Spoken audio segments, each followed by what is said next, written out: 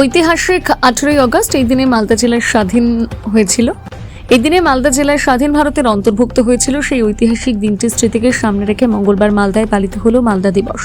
কালীতলা ক্লাবের উদ্যোগে জাতীয় পতাকা উত্তোলন এবং ঐতিহাসিক দিনের তাৎপর্য তুলে ধরার মধ্য দিয়ে দিনটি পালিত হয়। মঙ্গলবার সকাল 7:30 নাগাদ মালদার নেতাজি মোড় সংলগ্ন সরাফা ভবন প্রাঙ্গণে আয়োজিত অনুষ্ঠানে জাতীয় পতাকা উত্তোলন করেন ইংরেজবাজার পুরসভার চেয়ারম্যান কৃষ্ণেন্দু নারায়ণ চৌধুরী। অনুষ্ঠানে কালীতলা ক্লাবের সদস্য সহ এলাকার বিশিষ্ট ব্যক্তিরা উপস্থিত ছিলেন।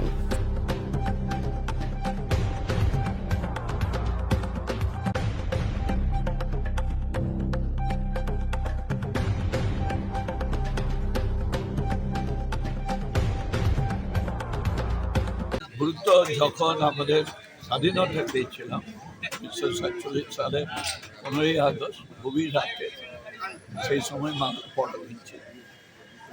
অর্থাৎ মালদা 15টা থানায় পূর্ব পাকিস্তানে অন্তর্ভুক্তি হয়ে গেছিল। এক শ্রেণীর মানুষের আতঙ্ক ছিল আমাদের কি হবে। আর এখানে পাশে কালেক্টর বিল্ডিংয়ে পাকিস্তানের ঝান্ডা উঠছিল।